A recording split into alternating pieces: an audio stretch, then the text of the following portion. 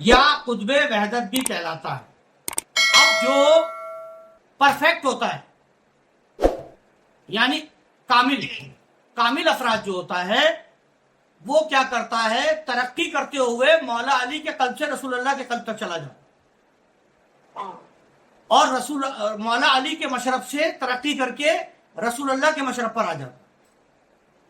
رسول اللہ کے مشرب پر پہنچنے کے بعد وہ کیا ہوتا ہے، قطبیت سے قطب اقطاب سے ترقی کر کے معشوقیت کے مرتبے پہ پہنچ جاتا ہے، یعنی محبوبیت کے مرتبے پہ پہنچ جاتا ہے۔ اب سنو، اے محبوب،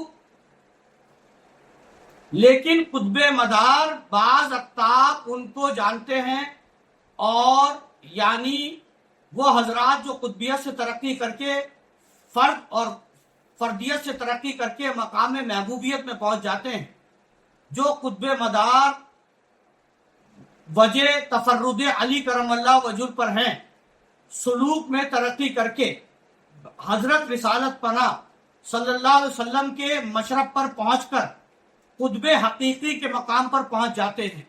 یعنی قطب حقیقی بھی ایک مقام ہے جسے ہم معشوقیت کہتے ہیں، وہ قطب حقیقی کے مقام پر پہنچ جاتے ہیں، جو قطب مدار وجہ تفرد علی کرم اللہ وجہ پر ہیں، سلوک میں ترقی کر کے حضرت رسالت پناہ صلی اللہ علیہ وسلم کے مشرب پر پہنچ کر قطب حقیقی کے مقام پر پہنچ جاتے ہیں، جو مقام معشوقی یا مقام محبوبیت یا قطب وحدت بھی کہلاتا ہے۔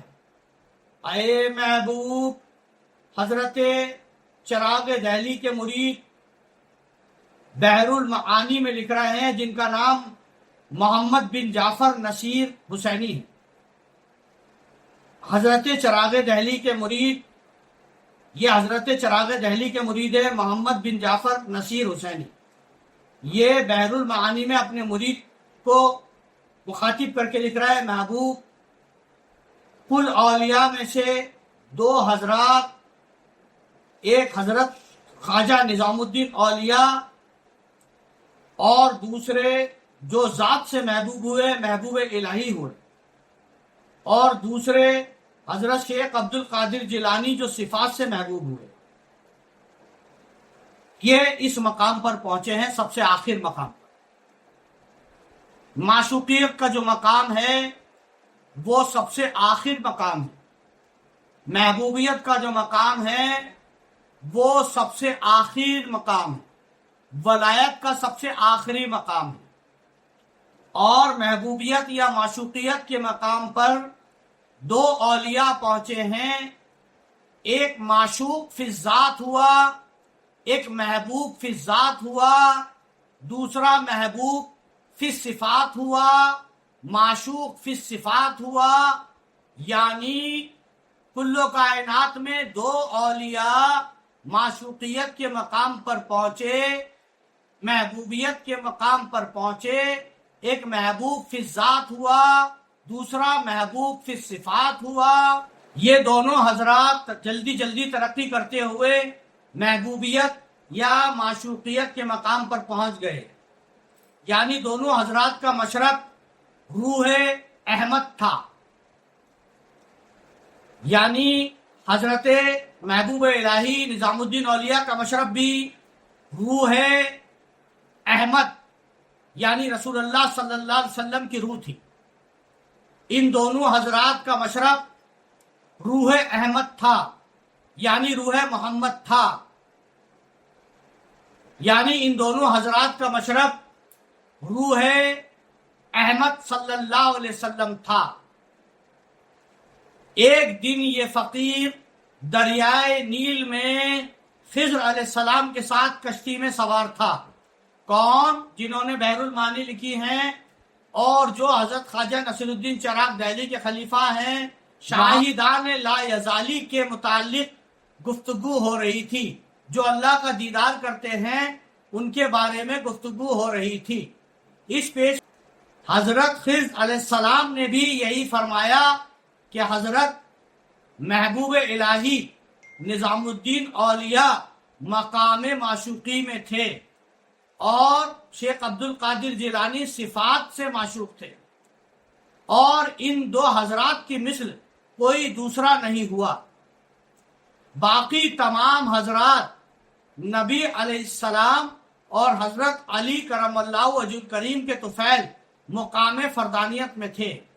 سلوک میں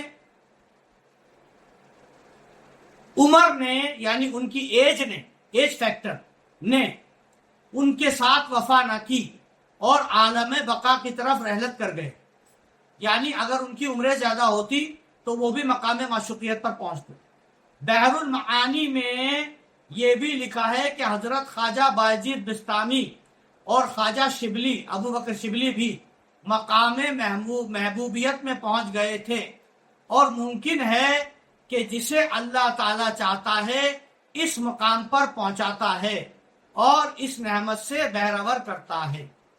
پھر وہ لکھتے ہیں، بحر المعانی جنہوں نے لکھی ہے کہ اے محبوب، قطب مدار متصرف ہوتا ہے عرش سے تحت الثری تک، اور آزاد مستحق ہوتا ہے عرش سے تحت الثری تک، اور تحقیق اور تصرف میں بہت فرق ہے۔ خلاصہ کلام یہ ہے کہ قطب مدار الدوام ہمیشہ تجلی صفات میں ہوتا ہے، یعنی قطب مدار جو ہوتا ہے وہ تجلی صفات میں ہوتا ہے، تجلی ذات میں نہیں ہوتا، وہ تجلی صفات میں ہوتا ہے، اور افراد کامل ہمیشہ تجلی ذات میں ہوتا ہے۔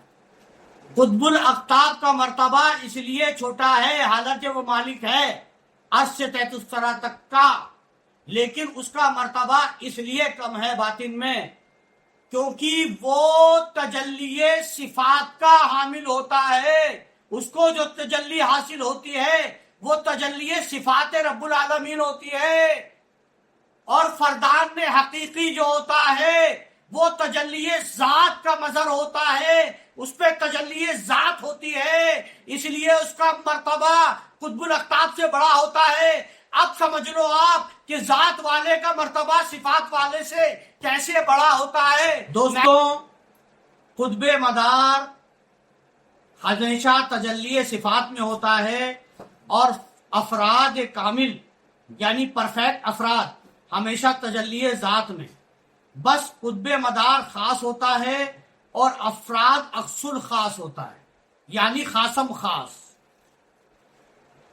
اور بعض اولیاء کرام کو تجلی افعالی نصیب ہوتی ہے، یعنی تجلی فعل حاصل ہوتی ہے، اور بعض کو تجلی اسما یعنی اللہ کے ناموں جو اسما ہوتے ہیں اللہ کے نام، ان کی تجلی حاصل ہوتی ہے، اور بعض کو تجلی آثار حاصل ہوتی ہے۔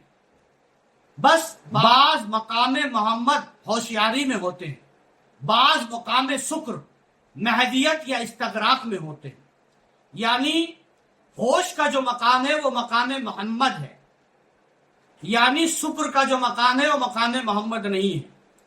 جو ہوش کا مقام ہے وہ مقام محمد ہے جسے ہوشیاری کہتے ہیں، اور بعض مقام شکر یعنی بے ہوشی کے مقام میں ہوتے ہیں، استغراق کے مقام میں ہوتے ہیں، جیسے مقام محمد ہوشیاری کے مقام پر غریب نواز تھے، اور مقام شکر یعنی بے ہوشی کے مقام پر شیخ عبد القادر جیلانی تھے۔ بعض مقام شکر ہے، بعض مقام محو ہے یعنی ہوشیاری میں ہے، بعض مقام محو ہے یعنی ہوشیاری میں ہے، بعض مقام شکر ہے یعنی مہدیت یا استغراق میں ہے، اور بعض دونوں میں یعنی کبھی محو اور کبھی شکر کی حالت میں ہوتے ہیں۔